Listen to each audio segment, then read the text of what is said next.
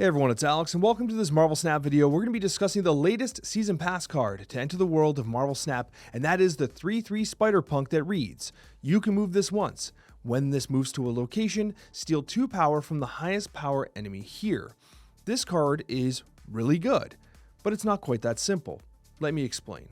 If you're the kind of player that wants to best utilize the resources, which I think is pretty much everyone at this point, I think that this is the kind of card that you don't necessarily FOMO into.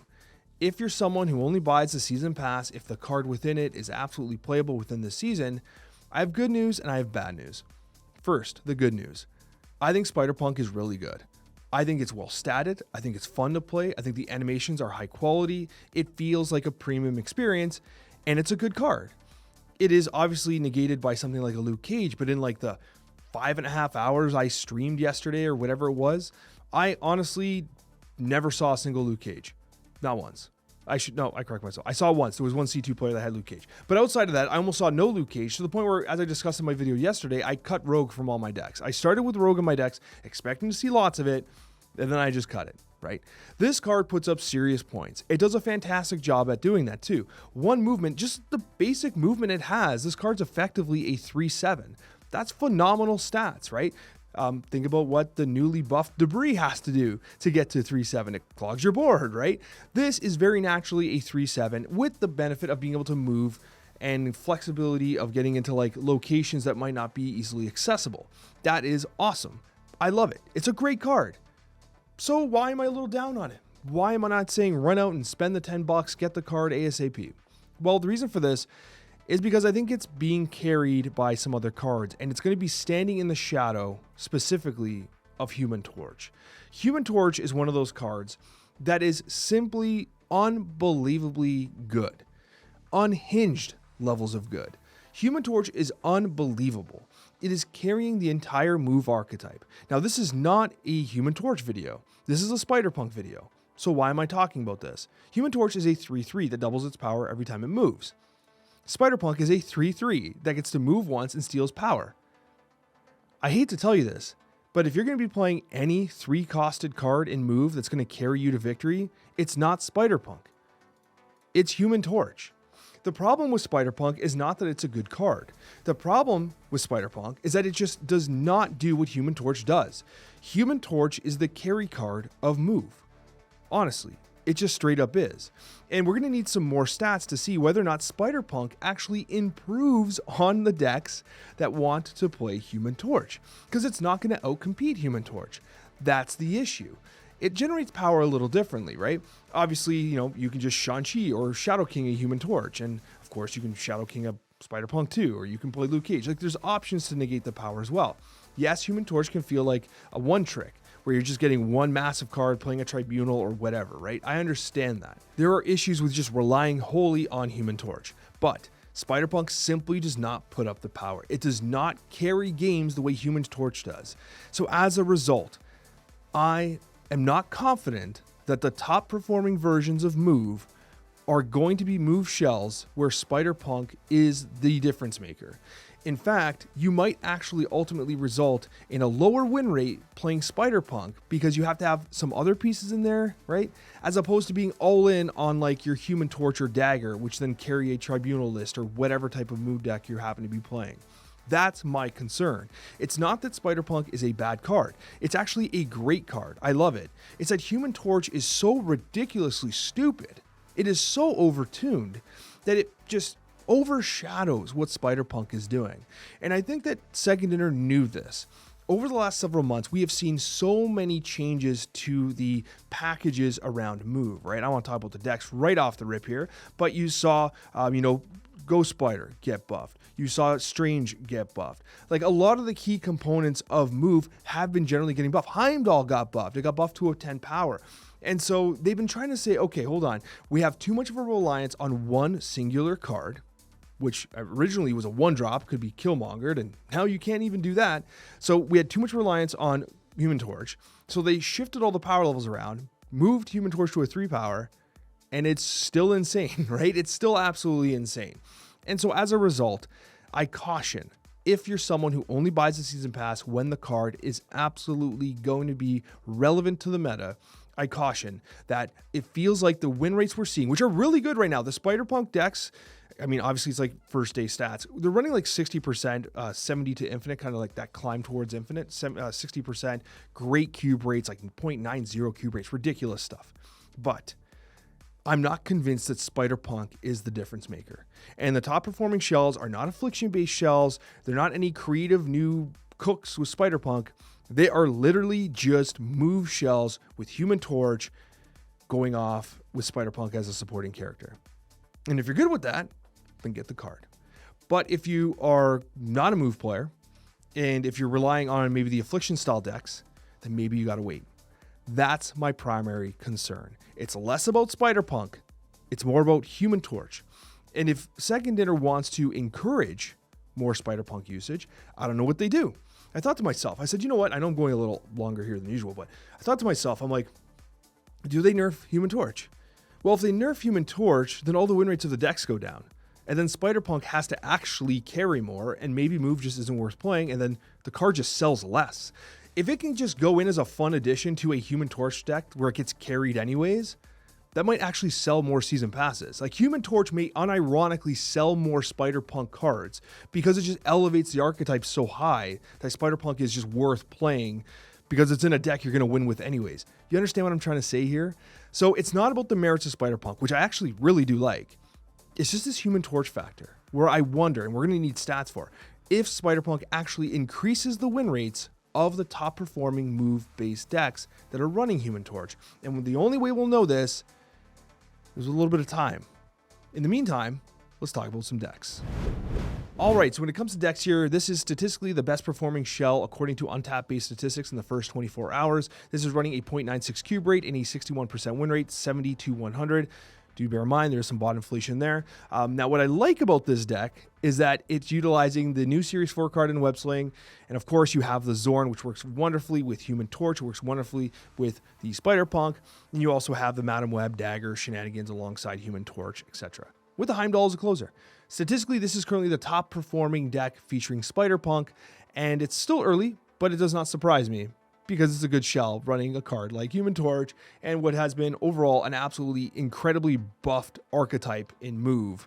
So this is statistically the best one. Now I will say though, is the decks that I was playing in the gameplay highlights were a little bit different. Here were some of the ones that I was experimenting with. I was expecting to see a lot of Spider-Punk, and I didn't really see all that much, to be honest with you. So I was running like this Scream variation. Now these decks are running like in the 58% win rate range, 0.76 cube rate range. Now this is the version I was playing. Some of them have a couple different pieces here and there. But generally speaking, Scream Punk, definitely a good call. If you want, you can cut the arrow out, put something like a Cannonball if you wish. You can even add in like Cannonball and Mercury together. I wanted to focus more on just like the pure movement side, and that's kind of the decision I made. But long story short, it is a good shell. It's doing well. You're definitely going to rank up with it. This is one of the ones I enjoyed playing, but it wasn't performing as well as some of the straight up just pure move ones. This was one where I was like, okay, I don't actually recommend you play this one, but I was like, what if I just don't play Human Torch? What if I just separate Spider-Punk from Human Torch and test it and see what it feels like? It was fine, but what that basically did was it verified to me. Now, this was the Human Torch variation I played with Hellion. That it's just simply better. It's just simply better to play Human Torch alongside Spider-Punk. This was the version of the deck I was playing. I love Sparky in it too. Like I really like Sparky. So I wanted to play something a little different, and this is what I played. It doesn't have the Doctor Strange, doesn't have a little bit of the extra versatility that Doctor Strange provides, especially with its 2/4 stat line. But I liked this deck a lot. And believe it or not, and as you'll see in the gameplay highlights, it carried like power-wise. Like I was getting massive power, but not necessarily from Spider-Punk. Spider-Punk was a cool supporting character in what this deck was doing, but it really was about Human Torch. It really was. Human Torch was getting so big so often, it was winning games. And then you were able to kind of do some additional shenanigans with the Spider-Punk. One thing missing from this deck, which I would love to have squeezed in, is Hydra Stomper. I think Hydra Stomper is putting up severe points right now, considering how much moving parts we have in these games when you're playing all this move-centric stuff. Hydra Stomper would like something like a Silk. I wasn't putting Silk in this deck, so I figured I could cut the Hydra Stomper, but I wouldn't be surprised if, well, it is. The top performing version currently of Spider-Punk does feature Hydra Stomper, and that makes perfect sense to me. But regardless, guys, the decks are solid. Move is great. If you've ever been on the like unsure, like, am I going to learn move? Do I want to learn move? Do I want to play move? now's the time. The OTA that they're going to release, in which they release kind of like early information about, they've nerfed Clog by nerfing debris. And so they're opening up space. Like, they have done everything they can to basically tell people, we want you to play Move. It's overpowered. And I think they're creating the atmosphere where Move is just going to dominate for the entire month.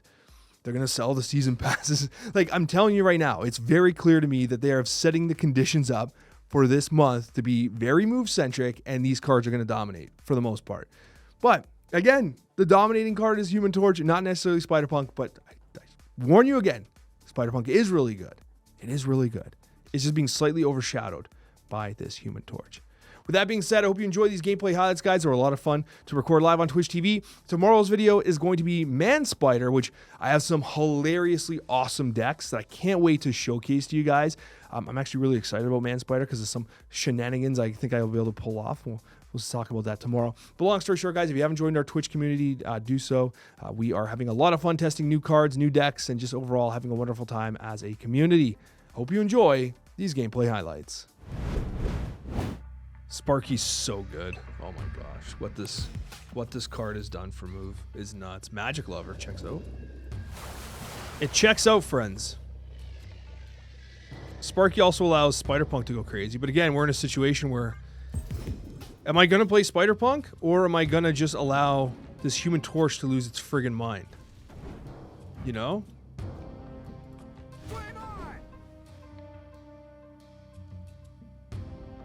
It's the question I ask myself. No!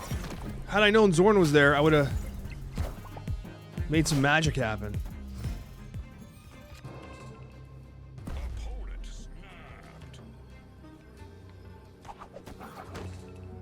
snapped.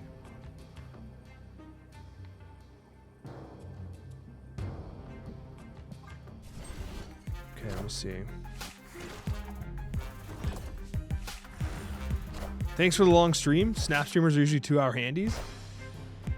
I'm having fun. It's a new start of a new season. The cards are very interesting, and what I'm actually really enjoying, honestly, is I'm not an expert Move player. I'm playing archetypes that, quite truthfully, I'm not that experienced with, and for me, it makes the process much more interesting. You know what I mean? For me, at least, it makes the process more interesting. I don't think Spider-Punk's worth playing compared to Dagger. You know what I mean? Like, that's the situation we're in right now.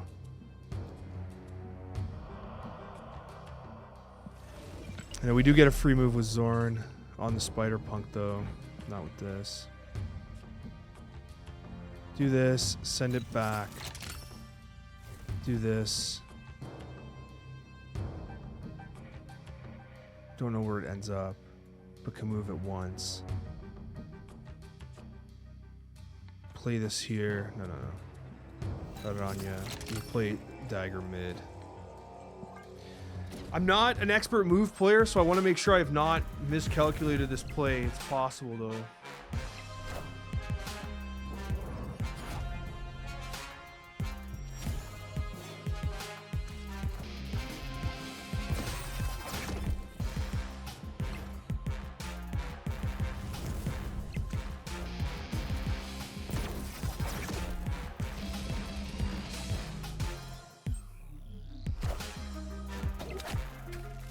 I think we got the better of that turn.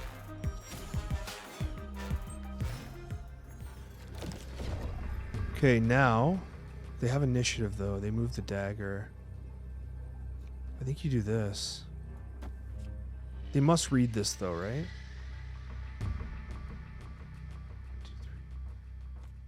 Send these 3 over. This overkills. This has to go here.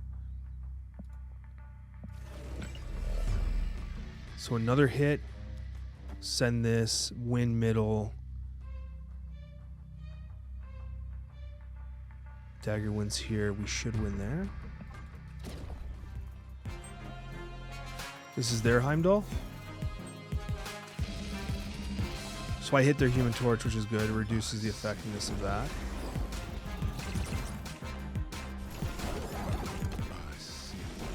Yeah, so we win with our Human Torch. Nice.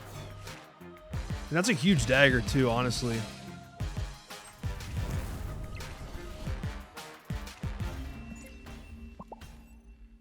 Whew, 4 cuber. That's a good one, man. You take those dubs. You definitely take those dubs. That one was a good one. But again, it's like, I have a 62 Human Torch, a 7 Spider Punk, who did a couple hits. I technically a 9. He got hit by another Spider Punk. But like, Torch is the 3 drop, not Spider Punk. You know what I mean? I don't know if Move's going to want to play Spider Punk when you have Human Torch the way it is. That's my concern. We can start with Batroc the Leaper. Play Craven maybe on the right. Do I want Craven on the right? Nah, Craven on the right. Left, sorry, is kind of not the best. I'll start with this maybe. Move him there. Move Craven onto the other side. Sure. This works. Put Craven mid, maybe on the right. Somewhere to Heimdall. Bifrost gameplay,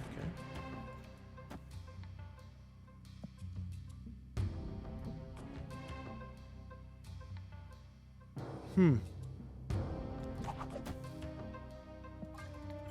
Just thinking here. I think we can maximize this. We miss out a proc on the cap, but put this here, move this here. It'll jump with Batroc. It'll move again. Ah, bro, come on, Poe. That's disgusting. I don't appreciate that at all. Completely unacceptable. Completely unacceptable, unhinged gameplay. We could have Ranya now, or we can consider the Zorn. Play Zorn here, maybe. Pop this. Zorn. Zorn here, maybe?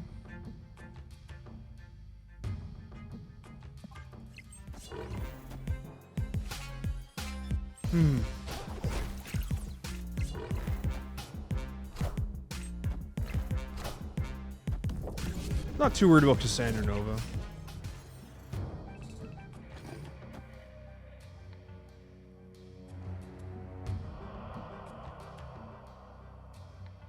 Just thinking. These interactions have been a little awkward, right? Let's just do this.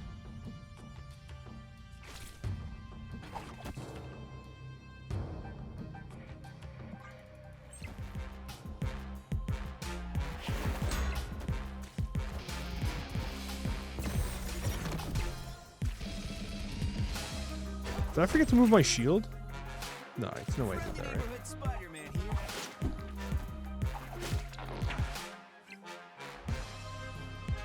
Suddenly I feel like I might have forgotten to move my shield or something.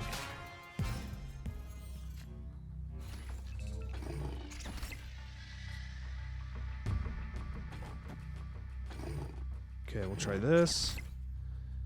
No, I kind of really want to hit this Iron Man though. So pump this Iron Man, drop this Hellion, play this. Batroc doesn't jump though. We lose the leap.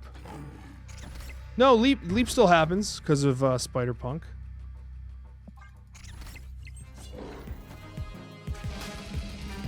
Okay, we hit that. -2, it's not bad.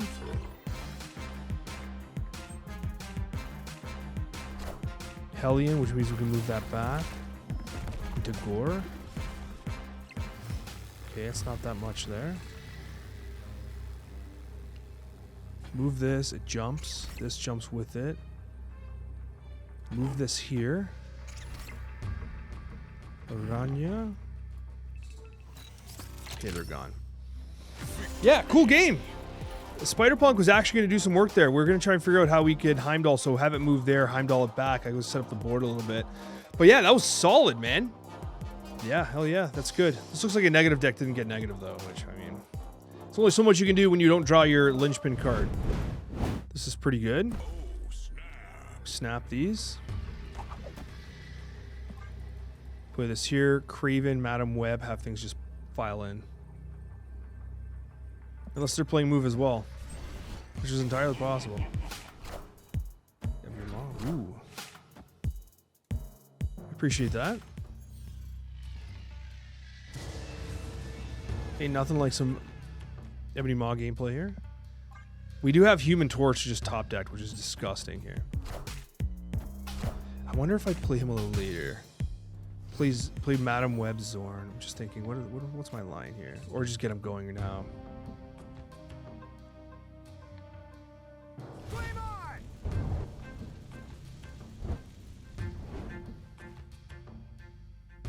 I think you just play him now.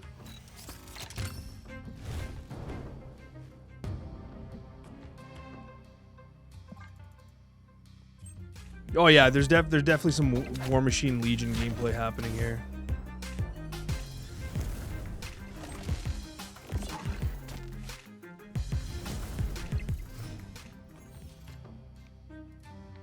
Okay.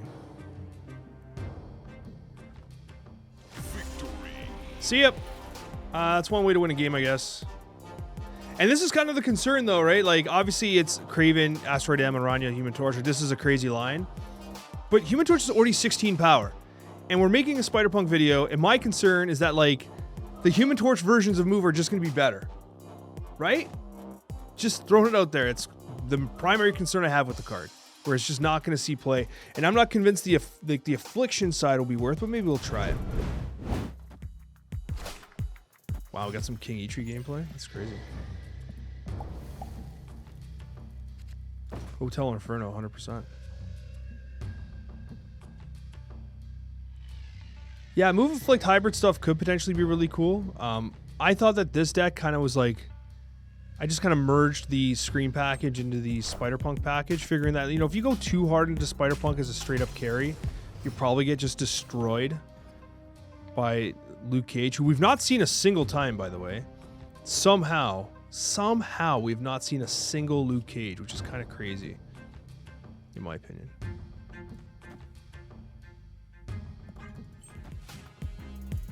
What's this here?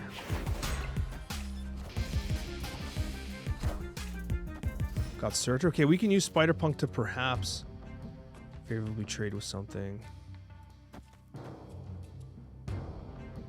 Try to clog this a little bit. He's not going to play another card there, though.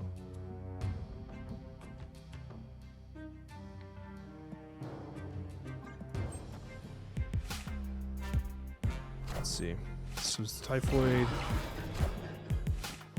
Knock the Typhoid over there. That's nice.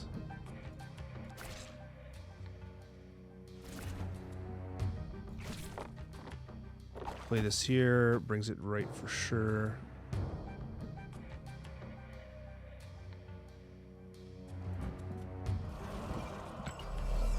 This here, this down, Batroc, Spider-Man. This is good.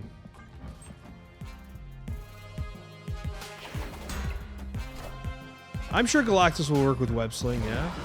It's a lot of power for us there.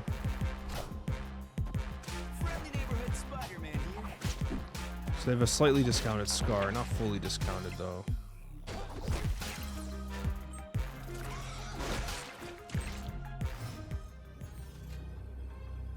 Okay. This is... We probably end up just winning here, no? But also, if we do this, bring him over, clog this, play this. I wonder if this works. He just threw that location. So this is Scar +1, I guess? Yeah, it just doesn't matter. Well, it matters for the Red Skull, I guess. So what's this next play? It's just a loss. Okay. It's an alright game. Not the greatest lines that they had there. But I think X... I don't think that was a winnable game for that. I don't know why they chose to do that, but they're not a bot. They chose that. So. All right, Batroc the Leaper. Would you like to leap, sir? You may. If you so desire leapage, it's something that we can most certainly accommodate. This here.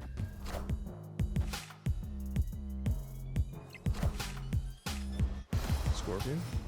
Cringe.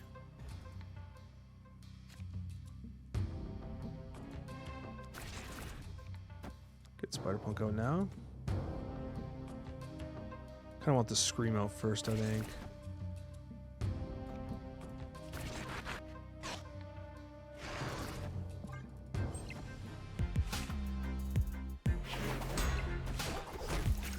We like as much as I want to play Spider-Punk, we have Stegron Arrow.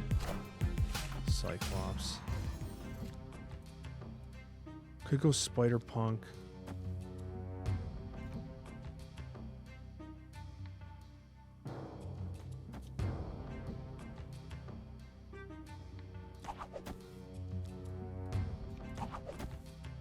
Do this maybe. Pull Batroc out.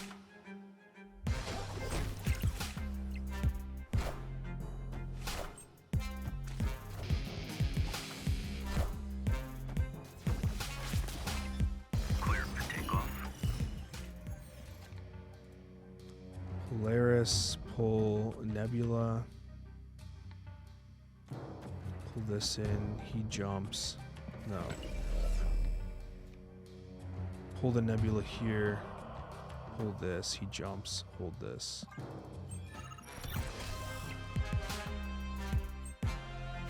You do get hit with the pew-pews, but...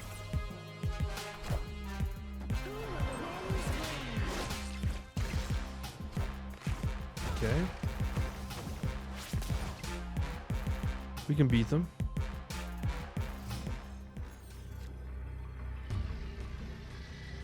Move this, he jumps. Move this, pump this. Wait, think about the disruption here. Zorn. Okay, extra power. Move this, he's -2. Move this, this jumps, adds power here. Move this here. Steggy, move something right. Move Steggy there, maybe? Let's try it. They can't just slam something huge on Path of Exile, right?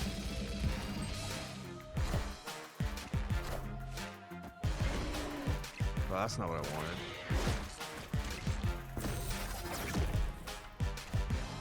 I literally hit the worst possible card. Looks like we're gonna get lucky. Yeah, we got lucky anyways. Tie? No. Nice math, Ox. Very quick math on 16 minus 7 versus 19, 10 versus... Anyways, so we win by 1. Close game. Close game. Had they Cyclops, they would have won. Had they rolled one, but they didn't. Okay. Really wanted to hit something bigger than the Nebula, right? Because Nebula would have just... Anything else would have traded here. So we lost the 25%, hit the Nebula. But ultimately, you got the dub. Well, we've got options. They're snapping. How dare ye? Just thinking. Maybe we'll just get Dagger down now. But I think we probably lean into the Human Torch side of things. I don't know if I love this. We don't have Sparky, Madam Web. We're short everything. Let's go this. Hydra Bob, is it? Okay.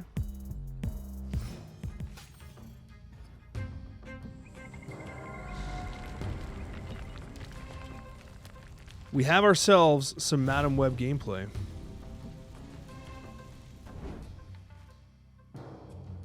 I think what you do here is you play... Okay. This is a Man Spider deck. So you do this, you do this, you play this.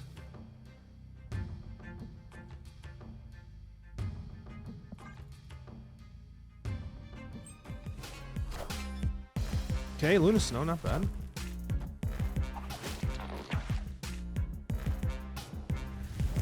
Problem is now we have an Ice Cube. Things might be hard for our boy Spider-Punk here.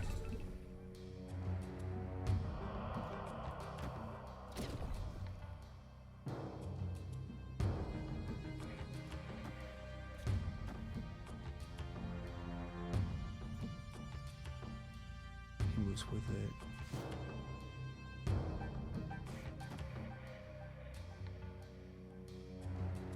They have nothing there. Move this. Aranya. Spider-Punk. There. Try this. Spider-Punk. Don't hit the Ice Cube. Yes. Thank you. Much appreciated. I knew that was coming. Why are they snapping that though? I mean, I guess it's pretty decently big. It's very big. All systems go. That friggin' agony interaction is crazy. Did you see that? What in God's name? So now they're just Taskmaster. Just thinking. How can we beat here? Craven. Torch. That's 24. So you can move this around though, right?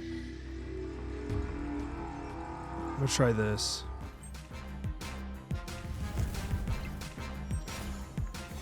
So this is gonna be Taskmaster? I see.